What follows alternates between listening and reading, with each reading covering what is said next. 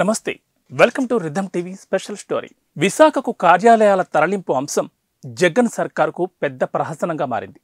3 రాజధానుల ప్రకటన నుంచి ఎగ్జిక్యూటివ్ క్యాపిటల్ను విశాఖలో ఏర్పాటు చేస్తామంటూ ప్రకటనలు చేస్తున్న జగన్ సర్కార్ అమరావతిలో ఉన్న కార్యాలయాలను తరలింపు అంశంలో న్యాయపరంగా ఇబ్బందులు ఎదుర్కొంటోంది.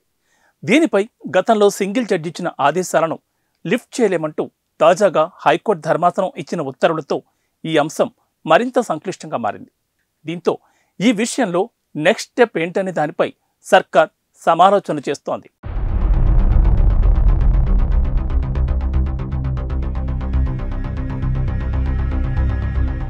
ఉత్తరాంధ్ర అభివృద్ధి ముసుగులో రాజధాని కార్యాలయాలను తరలిస్తున్నారని ఏపీ హైకోర్టులో అమరావతి రైతులు పిటిషన్ దాఖలు చేశారు. దీనిపై విచారణ చేపట్టిన సింగిల్ జడ్జి ధర్మాసనం పిటిషన్లను త్రిసభ్య ధర్మాసనం ముందుకు పంపించింది. త్రిసభ్య ధర్మాసనం ఉత్తర్వులిచ్చే వరకు కార్యాలయాలను తరలించబోమని ప్రభుత్వం న్యాయస్థానానికి తెలిపింది. తర్వాత ప్రభుత్వం లంచ్ మోషన్ పిటిషన్ దాఖలు చేసింది. ఈ పిటిషన్లను సీజే బెంచ్ ఎదుట ఉంచాలని రిజిస్ట్రీకి సూచించింది. పిటిషన్లపై విచారణ ముగిసే వరకు కార్యాలయాలను తరలింపులో ఎలాంటి నిర్ణయం తీసుకోవద్దని ఈ సందర్భంగా ప్రభుత్వానికి హైకోర్టు లిఖితపూర్వక ఆదేశాలు జారీ చేసింది.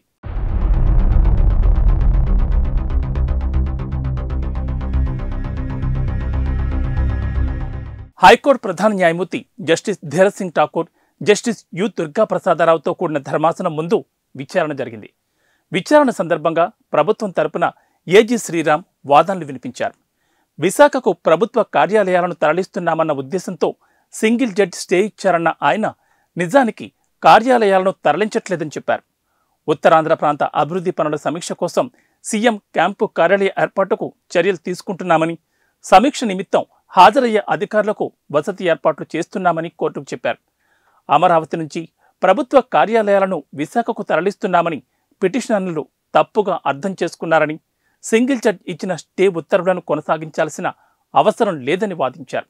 రాజధాని రైతుల తరపున న్యాయవాది మురళీధర్రావు వాదనలు వినిపిస్తూ వ్యాజ్యాలను త్రిసభ్య ధర్మాసనం ముందుకు పంపినా, సింగిల్ జడ్జి వద్దకు పంపినా అభ్యంతరం లేదన్నారు. ధర్మాసనం నిర్ణయం తీసుకునే వరకు సింగిల్ జడ్జి ఇచ్చిన మధ్యంతర ఉత్తర్వులను కొనసాగించాలని కోరారు.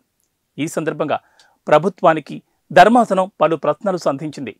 విశాఖలో ఎన్ని రోజులుంటారు, ఎంత విస్తీర్ణంలో క్యాంపు కార్యాలయాలు ఏర్పాటు చేస్తున్నారు, ఎంతమంది ఉద్యోగులను తీసుకెళ్తున్నారు అని ప్రశ్నలు వేసింది. వీటికి సమాధానాలు ఇవ్వాలని ఆదేశించింది. అలాగే ఈ అప్పీల్ను ఎవరు వినాలి అనేది త్వరలో ప్రకటిస్తామని స్పష్టం చేసింది. ఇది ఇవాల్టి రిథమ్ స్పెషల్ స్టోరీ. మరో అంశంతో మళ్ళీ కలుద్దాం. నమస్తే.